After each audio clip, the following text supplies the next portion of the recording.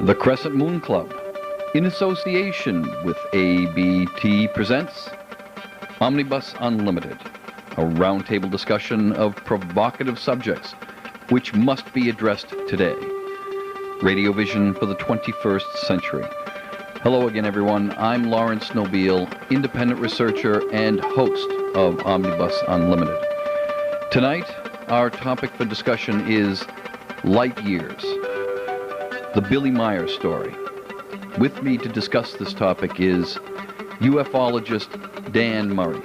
Dan, thanks for being here tonight. You're welcome, Larry. Good to be here. And of course, seeker and producer of Omnibus Unlimited, John Horrigan. John, thanks for having the show and being here tonight. Thanks, Larry. Good to see you. Good to see you, Dan. Gentlemen, tonight, our topic, light years. The Billy Meier Story. Perhaps, John, you could begin this. You could kick this off. Who is Billy Meier, and what is the beginnings of his story? I guess it's more of what Billy Meier, the story that he's telling, not the Billy Meier story, but the story that Edward Meier from Switzerland, he's a Swiss farmer from Hinwil, Switzerland. In 1975, he began to have these encounters with alien beings and spaceships. He had over 8,000 photographs, and he's got hours upon hours of 8mm footage, which we will be seeing later on in the program. He had numerous contacts with groups that aliens he called Pleiadians, okay, from the star cluster Pleiades, a planet orbiting one of the stars in that formation. They're known as, like us, young hot stars. Supposedly the Pleiades, or Seven Sisters star cluster, was not around when dinosaurs walked the Earth. I beg to differ on that point. We can attack that all night. So he starts seeing these, and he has a contact with a female alien named Semjase, S-E-M-J-A-S-E.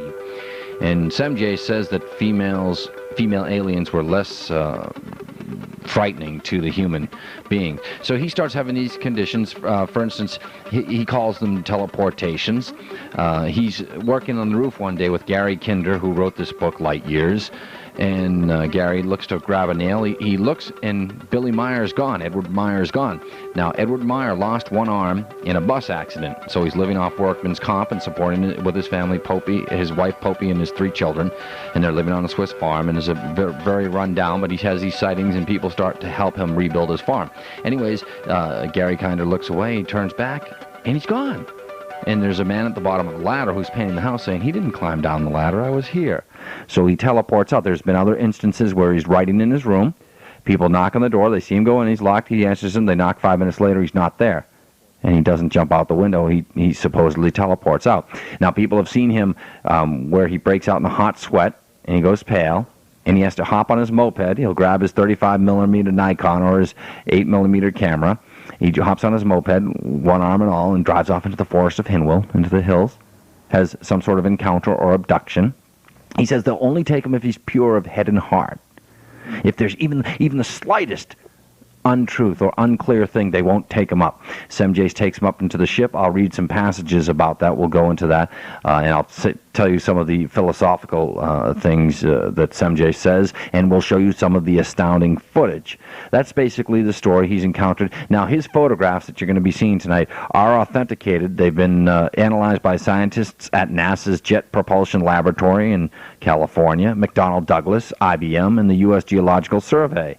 And nobody has been able to disprove his claim. You're going to look at it and you're going to say that's a toy and a string. And I know, Larry, you're going to have some comments about it. But this is a one-armed guy, and a lot of the Hollywood cinematographers and special effects people said that that's an impossible stunt to pull off for one person. There'd have to be rigging and whatnot. We'll see the imprints and so on. So that's basically the Billy Meier story. I don't know. I think that these sightings and encounters have stopped.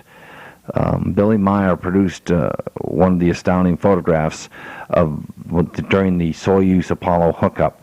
He's got a picture, or he had a picture, it was confiscated, looking through a spacecraft window in outer space. On the back of the helmet it says CCCP, and it's a Soviet cosmonaut. Now, both Apollo and Soyuz confirmed there was never any camera outside of the spaceship. And how did he get that? And if not, it was a great acting job and a great special effects. And this is a poor Swiss farmer. That is the story of Edward Billy Meier. Very interesting. And of course, this book that we're referring to, Light Years, written by Gary Kinder, who you were referring to, a roofer that was helping Billy Meier roof his house. Now, what year was Billy Meier's first contact? 1975, and they continued up and through 1978.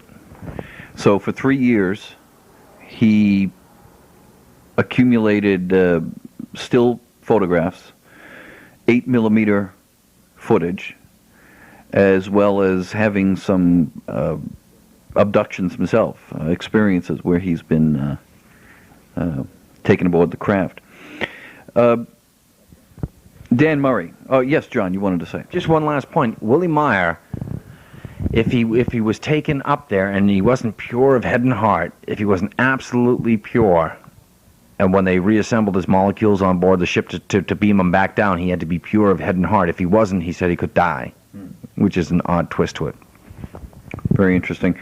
So we're talking about a teleportation system similar to what we've seen perhaps on Star Trek, something similar to that. Not exactly the same thing. Dan Murray, you've been a ufologist. You've been listening to our conversation here. Anything to add? Any comments? Yeah, I'd like to clarify one thing. I wouldn't call, as John said, abduction what he visits the Pleiadians. As he mentions, and I haven't seen the whole tape yet or read the book, but I know a little bit about it, and it ties in with a lot of things I've talked to other people. And one of the things that ties in is that usually when you speak to this type of alien, you deal with a female. This is the alien that I am in favor of, as opposed to the one that I believe the U.S. government is involved with. And he mentions the fact that there is more than one. The other thing is, as John said, if they feel there's anything funny going along, he can't visit. Now, this is very important because, you see, he is allowed to visit. He is not abducted. He is not operated on. He's not experimented on.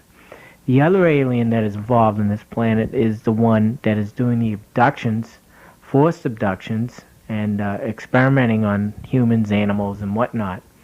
So I wouldn't label this as an abduction, but a communications between humans and the Pleiadians. A simple and friendly visit. Well, a little more than that. You see, they're trying to get through to us. They are not trying to scare us, as he mentions early on in the tape. And they're demonstrating that they're here. They are of a higher order than us. They do care about us. I think they had a lot to do with us in the early years. However, there is some type of unknown agreement or truce between themselves and the other aliens. And I believe the other aliens are in power in this sector at this time.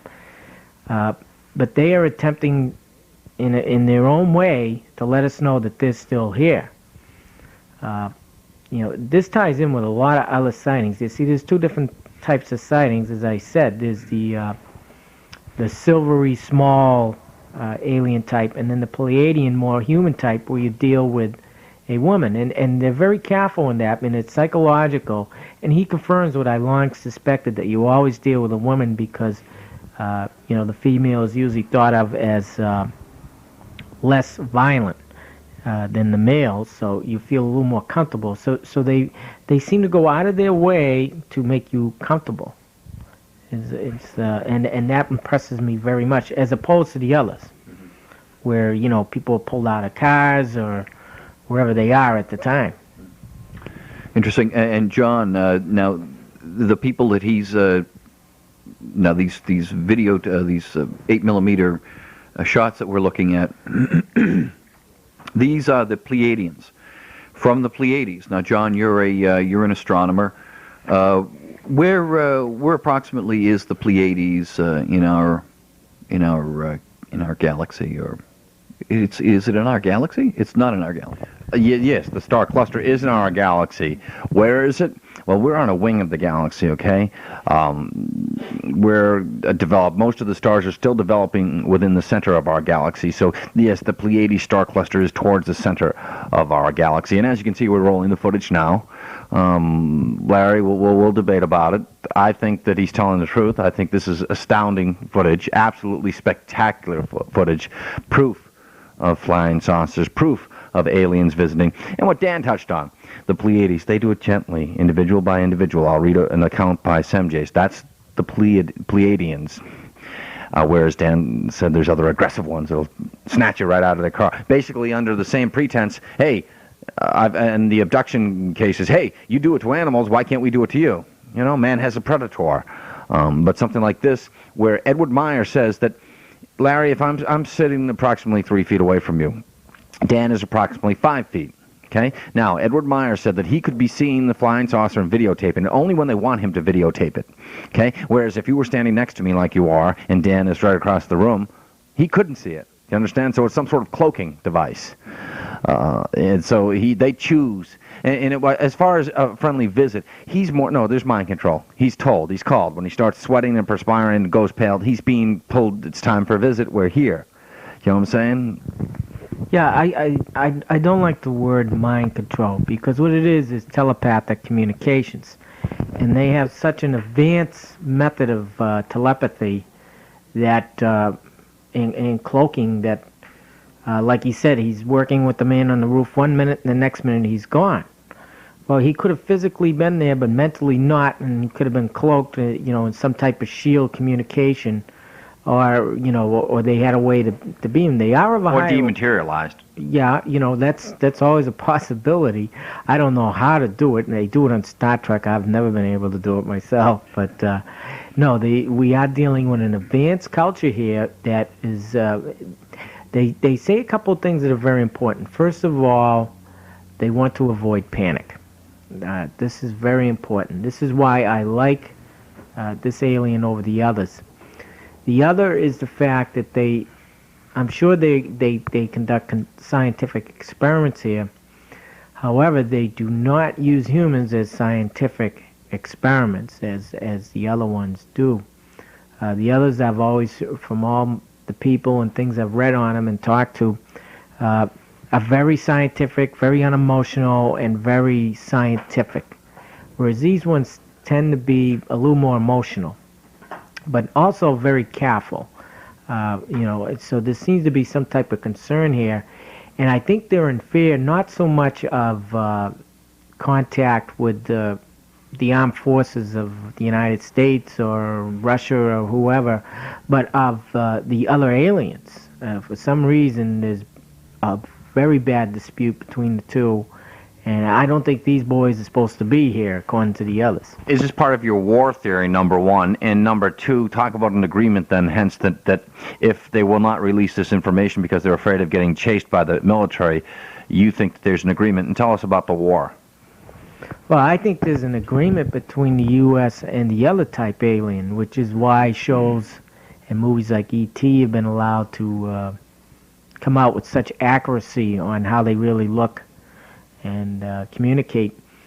And the reason why is they want you to think of them as a friendly alien, because the governments went out and made some type of deal with them. And they kind of got caught with the deal because they abducted one from a crash site, and they had him live, and they went on from there.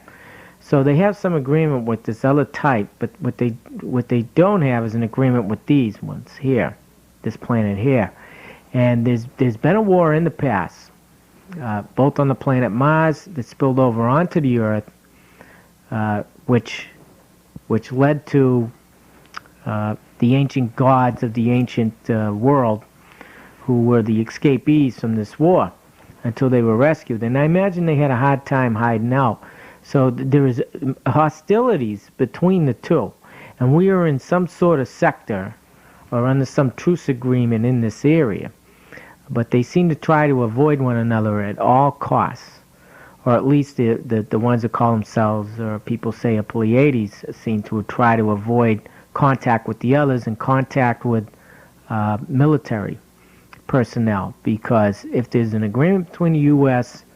and the other power, then I imagine the U.S. would contact the ambassador that they do have. They exchanged in '52, I think it was, to tell them that they have a sighting of them, which would lead to them being hunted down. Which is what they seem to be, as he said in this photo, confirms what I've been saying all along, of their fear of discovery, and why they would be afraid of being discovered. And it sort of goes in hand with what you were talking about in earlier shows about similar to that book by Isaac Asimov and Robert Silverberg called Nightfall, where something of unusual phenomenon happens and people go crazy. But John, I have to, and if you're just joining this show, this is Omnibus Unlimited, and tonight our roundtable is discussing Light Years, the Billy Meier story. And we're looking at some terrific footage here, apparently of UFOs. Now, obviously they're going, the Pleiadians are going overboard to protect us, to prevent us from going crazy, and they're trying to condition us, as it were. And I think that all of our shows on Star Trek and Star Wars and Time Tracks and other shows such as that are just that. They're an attempt to condition all of us. Of course, we can debate that all we want, but it appears as though more and more information is coming out of the government and from the public, especially where we have video cameras and just still cameras all over the place. But what I wanted to ask was, here we have a situation where these people could be aggressive, could round us up as food, just as we round up cattle, and yet they're not doing that. Are they attempting to bring us along, to join the federation of other planets? And of course, Billy Meier, he did say in the book and in the show, the movie, that there are others besides the Pleiadians. Do you think that the Pleiadians were selected as the group to make first contact? John, what do you think? Well, back to what you said, I think that they could devour us, and maybe they are conditioned. Like you said, maybe they're the puppeteers and we're the puppet. We know that they can manipulate our mind and our conscience and eliminate choice and free will. So to say that they're nice, no, but we've been doing it to other animals, so we have a predator, and we're being examined and tagged as such. Very interesting. So Billy Meier's contacts have been less an abduction, but more than a friendly visit. Well, now, John, you have some passages we'd like to hear you read between Billy Meier and his contact with the Pleiadians. Why don't you read a passage or two, if you please? Thank you, Larry. Okay, this is Sem Jace, again, saying this to Willie Meier. The question is, why do you not appear in mass and show yourselves to the public, and why do you not contact governments? Sem Jace replies, the masses would merely reverse us as gods, as in ages past. Okay? Or go off in hysteria. That is why we regard it as prudent to make contact with individual persons only for the time being, to disseminate, through them, the knowledge concerning our existence and our coming to this planet. Furthermore, all Earth governments are made up of human beings for whom power, hunger, and a thirst for profits are characteristic. They only want, under cover of peace and friendship, to occupy our ray ships, to exercise absolute rule over the Earth. But they would not stop there. They would try to capture the cosmos because they do not know any limits. They, on the other hand, are not even able to create peace and friendship among the nations on Earth, not even in their own countries. How, then, could they be capable of holding such might in their hands as our ray ships? We have no interest in revealing ourselves to the general public. It is for the present advisable to maintain contact only with single Earth humans, and, by them slowly, to allow the knowledge of our existence and mission to become known, and to prepare others for our coming. A further warning, it lies in the frame of evolution that Earthman must develop himself spiritually before he can solve certain scientific secrets. Even then the danger exists that the barbarous Earthman, exercising his technical knowledge, might use it for evil-minded and power-hungry motives. He must remember that when he attains the necessary technology, he cannot fly to other planets in the hope that he would always be the victor. Other cosmic inhabitants are not helplessly exposed to attack from another race. There could follow deadly defeat for Earth humankind and complete slavery, which would equal the falling back to primeval times. When Earthman tries to carry his barbarous greed for power into the cosmos, he must consider his own complete destruction. This all must be told to the Earth beings, for their spiritual reason is still poorly developed. This was the unfortunate experience of a second race of humans in your own solar system.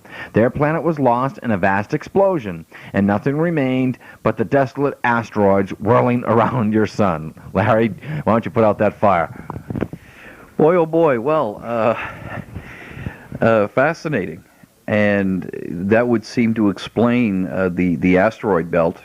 Many astronomers have been theorizing for many years that that was indeed a planet which broke up, and the ring around the sun is so. It's between the orbit of Mars and Jupiter. Mm-hmm. That's right, and just within the critical area necessary for light and heat for a planet to develop naturally. Mercury and Venus are far too close. Jupiter and Saturn are, and here we are looking again at some fantastic footage shot by Billy Meier. Now, okay, we had a 10th planet which was destroyed ostensibly by aliens from somewhere else, because at one time in our development here, in terms of the system of Sol, we got a little too cocky. Is that right, Dan? Oh yeah, and I think it was before that time even, but I think they're going to find out as we explore our own solar system, if we're allowed to, that Mars was occupied fully, was a fully operational planet at one time that was destroyed. It was fully colonized. It's also possible that the moon was a part of the planet. It's long been suspected, because of Saturn's weird orbit, that there is another planet besides the ones we know that they're in search of now. So we don't even know the full extent of this solar system yet. What's scaring me is the warnings about, man as barbaric and whatnot. It's pretty much a warning of, stay in your own place. But I really wouldn't know how to respond to that, except to say, we are who we are. And to me, that would be more of what is the purpose, and slavery to who, to what race? Are they warning us that they would be the ones that keep us in line, or the other ones? And I suspect it's the other ones, because maybe the Pleiades aren't the ones, but there was definitely a warlike thought of as gods, aliens here in ancient times. And as he stated, they said, they were worshipped as gods, which they aren't, but were mistakenly thought of. So they may think we're still in that stage of development, which we aren't. So I would say they've made mistake number one already. But people do tend to hero worship, and people want aliens to come down from the sky to solve AIDS, cancer, and all their other problems. So in other words, we're thinking selfishly, we're thinking self-centered. We're thinking they're here to solve our problems, or they're here to eat us, because we're thinking like we do. Food. Now, I'm sure if they can fly to this planet, they have plenty of food, and we don't even know if they're meat eaters. So the other ones we know aren't meat eaters, the more scientific type. We do know they're vegetarian. I don't know about the Pleiades, whether they're meat eaters or not, but they don't seem to be interested in eating us, and why would you want to eat something you can talk to?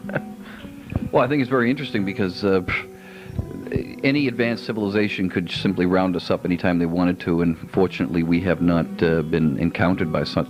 Obviously, we haven't been encountered by something like that as yet. John, you wanted to add something? Yeah, we'd make great pets. We've only got about 5 left in this show, and obviously we're going to have to talk about Edward Meyer and the Pleiadians. Larry, give me the pronunciation. We were talking before the show. What would be being the Pleiades? It would be the Pleiadians, correct? Correct. With 5 to go, I want to get into the crux. I want Dan's opinion of the footage we're looking at, and I want your opinion, Larry. I've already stated mine. I believe this is factual. It's not a toy, it's real. We saw them in formation, the 3 saucers in formation. This is Edward Meier's 8mm film, taken again, this is like 20th generation by the time it gets to the people at home, so the distortion is on my part, and it's been transferred so many times. Dan, your opinion on the footage? Well, it's not a fraud for a couple of reasons. Number one, you can tell as it's near the house trees and the roadways, above the roadways, the size of it. Number two, you can see a clear view of the sky, and there's no crane in the world big enough to be swinging this thing around. And the landmass that it's flying over in demonstrations, and as he said, they were demonstrating flying, not how they normally fly. There's no strings attached, no pun intended. And number three, it fits in with the wobbling effect that is named by many Air Force pilots and people from all around the world when these things fly. And I think that has something to do with the anti-gravity type machinery they use to fly, because it wouldn't be like a straight line bullet. They're not using a propulsion system as we understand it. They're using a completely different type system. I really don't understand how these things fly. It amazes me, it really does. But I saw one of these things once, and it's scaring the hell out of me again, and it brings back memories. And it fits in with a lot of descriptions I've heard before, like a sombrero, like a top. I mean, it fits all those descriptions, and depending on which angle you're looking at it from. Very, very interesting. I know John wholeheartedly believes in this footage, and obviously you too, you also, Dan. Mountain in the background, and that thing is well over that. I mean, there's no crane above that thing. Well, I have to admit, yes, there is no crane large enough to do what is being done here. However, I have to say that it does look characteristic of something that would be hung from a string, but I certainly hope it's authentic. I'd like to see some aliens here. I think this planet could use a little kick in the butt. But that's about all the time we have for this topic of light years, the Billy Meier story. Omnibus Unlimited is looking for aspiring artists and videographers to display their work on the visual backdrop of Omnibus Unlimited. And if you can top this, and if you are just such a person, please send your name, address, phone number, and area of study to Omnibus Unlimited, Box 577, Dover, Massachusetts, 02030-0577. For the rest of our audience, if you have any questions, comments, suggestions, or if you'd like to be a guest on Omnibus Unlimited, that address once again is Omnibus Unlimited, Box 577, Dover, Massachusetts, 02030-0577. I'd like to thank my guests for being here tonight, ufologist Dan Murray. Dan, thanks for being here and taking part in a really good show tonight. Thank you, Larry, and I'm looking forward to the pizza after the show. Pizza and beer, absolutely. John Horrigan, seeker and producer of Omnibus Unlimited. John, thanks for having this show, and thanks for being here tonight. Thanks, Larry. I think we can all learn what Dan has proved, I think, in the group, the working group, this group that we formed on the summer solstice of the year 1993 AD, that all we've been taught, the science that we've been taught, I think it's a dangerous game of pin the tail on the donkey. They're blindfolded, they're being spun around with dangerous weapons known as grants, and someone's going to lose an eye. But I think that we're getting revised. We have a predator. We're being examined, like Dan says, it's not one, and I think Dan pointed out a great fact, that these are the nice ones, the Pleiadians. But there are evil ones that will extract you, and people have died on board spaceships. But as you mentioned in the open, it's some sort of teleportation or transport where they dematerialize and rematerialize things.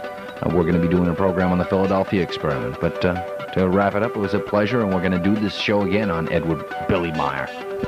Excellent, excellent. And I think the teleportation part of that is the most important part. It'll revolutionize our nation.